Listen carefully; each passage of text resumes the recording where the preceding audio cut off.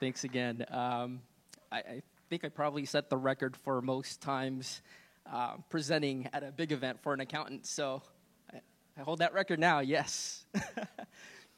So as you know, my name is Jotham Tai. I'm the CEO and founder of Gapify. At Gapify, we build bots for corporate accountants, usually for mid-market and enterprise-sized companies.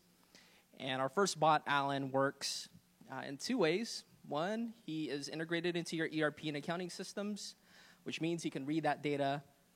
And two, once he knows what your data looks like and what he needs to do, he'll actually run and complete that task for you autonomously. So how does Alan know what to do? He is operating from a list of commands in the Gapify library, and these commands are growing every day as we plug them into new customer environments through machine learning capabilities. Our goal, and you may have gotten this from my last presentation, we want to turn accountants into superheroes. We believe that with Alan, you can do work 6.5 times faster, which means you'll have more time for critical thinking type responsibilities, such as reviewing transactions, analyzing data, and handling escalations that come up during the day. So here's a little bit more details about how Alan works. As I mentioned before, based on data from your ERP and accounting systems, Alan will go out and run a task. So sometimes that's asking your customers for information, and other times it's asking vendors for information. Once he has all the data that he needs, he'll perform the actual accounting calculation. And once that's all completed, he'll report back to accounting humans. So he'll either post transactions into your ERP systems, or he can send emails to different people in your organization, or he can generate reports for you. I'm going to go into more details and show you an example with accounts payable. So most large companies have a vendor onboarding process. I think if you're familiar with it, you know that can be really painful, even though in concept you think it should be straightforward. But don't worry, Alan's here. So Alan will read your ERP system, learn that he's missing tax ID information, maybe missing bank information, and he'll actually go out and reach out to the vendors and get that information for you. Not only will he collect the data, but he's also programmed to validate it. So for example, if he's reaching out to US-based vendor, we know that tax ID numbers must be 9 digits long. Same thing with routing numbers. That way you catch and correct all that information up front and not downstream when you're ready to pay those vendors. So once Alan collects the information, he'll update your ERP system with that new data and then flag it for AP review. You know, I emphasized earlier the importance of identifying the role of accounts payable and accounting in this new paradigm. And to us, accountants should be reviewing this data. I don't want to pay this new vendor, and I don't want to send a wire out to Eastern Europe without having a human check that data first. So Alan flags it for their review. And here's another example in accounts receivable. So this is on the AR side. I wish my company had this problem, but we have a lot of customers whose customers overpay them. It sounds like a great problem to have, but it is an operational problem because what that usually means is someone in your accounts receivable team reaches out to the customer, figures out what they need to do. But with Alan, he reads your ERP systems and knows when that happens. Not only will he know that it's happened, but he'll know to contact the customer and have the customer select from a couple options. So usually in the world of accounting, there are 3 main options with overpayments: either refund me the money, leave it on my account, or apply it to another open invoice. And Alan will ask that question for you. But Alan can do more. He'll get that information, figure out what your customer wants to do, and then he'll create a refund transaction and flag it again to someone in AR for review. So what we really want Alan to do is do all the heavy lifting, gather, validate information so that, again, the accounting team can concentrate on critical type thinking skills such as approving refunds for, suspicious activities, etc. So at Gapify, we're positioning ourselves to be the accounting team's accounting bot partner. So these are some of the customers that we work with. And, I will have to admit, you're seeing some, fast-growing tech brands out there. But a lot of folks aren't ready for bots, and we recognize and accept that. So we see this as a partnership. We want to work with people who aren't ready for autonomous bots. In fact, a lot of these customers we have on manual bots, which means they manually operate and guide Alan through the process. And then when they're ready to let go of the reins, they have the ability to do that within our platform. We're also a solution partner of NetSuite and Oracle. And given that security and compliance is important, we do have our SOC 1 and SOC 2 certifications.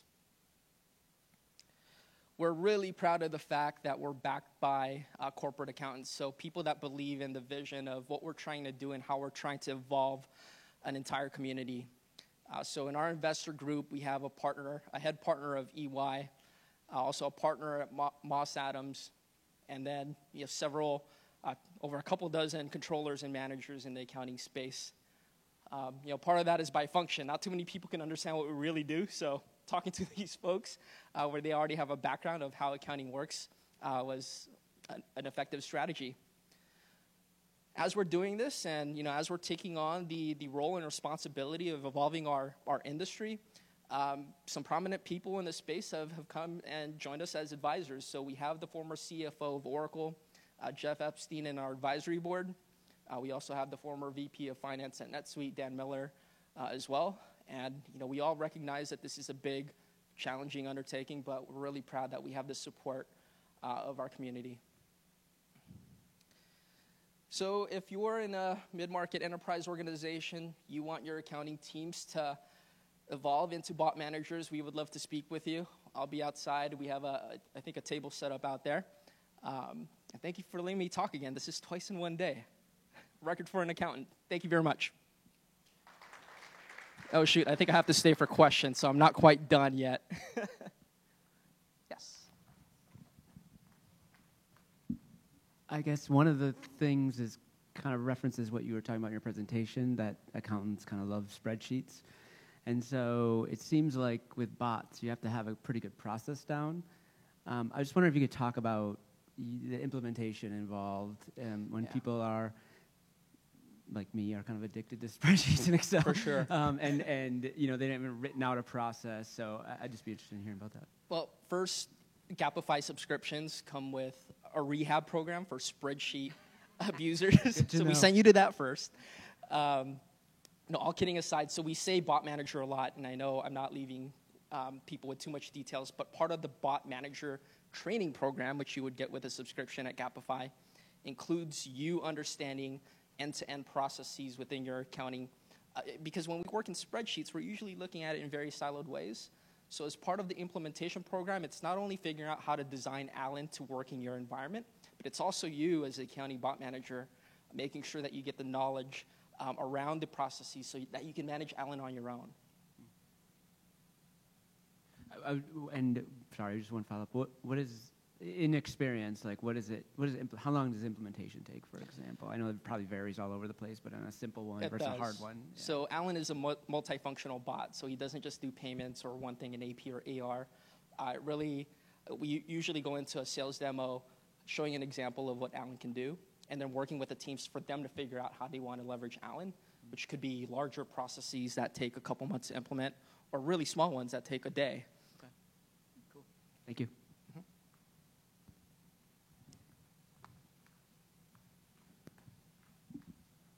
All right, so I know in your first presentation you did mention about how you have these bots and they should be working with people, not replacing them. But I mean, in this presentation, I think it's actually a good problem that it seems like Alan can do essentially almost everything that a entry-level operations accountant staff person would do. So, I mean, can you speak a bit more about how they would become bot managers, or could that management be more so tied to someone in a more senior position? Actually, when we say bot managers, we're really referring to the junior level people. So we want them not to be junior accountants, but we want them to be accounting bot managers. So in the earlier example that I gave with vendor onboarding, the CFO or controller of a company should not be approving new vendor setups. We want the junior level accountants that were responsible for originally setting them up manually to become the ones reviewing those types of transactions. Okay. Thanks.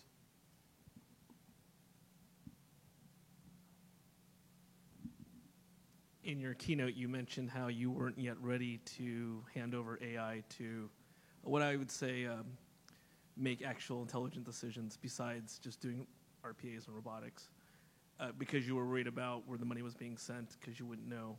But if you added the provenance of blockchain to that, would you still feel that way? Yeah, so blockchain actually presents a lot of different opportunities that people like myself have really incorporated into our whole thought paradigm. Obviously, when you have a central record system that can validate data, in a more mechanical and programmatic way, that's a more effective approach.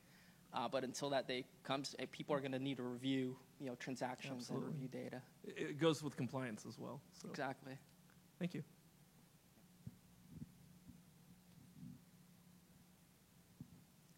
All right. Thanks, everyone.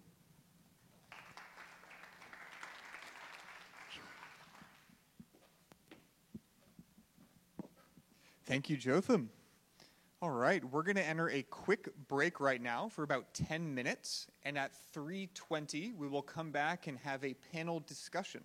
That will really be on the intersection of the two sections that we've just had, so both HR and accounting, and how innovation, bringing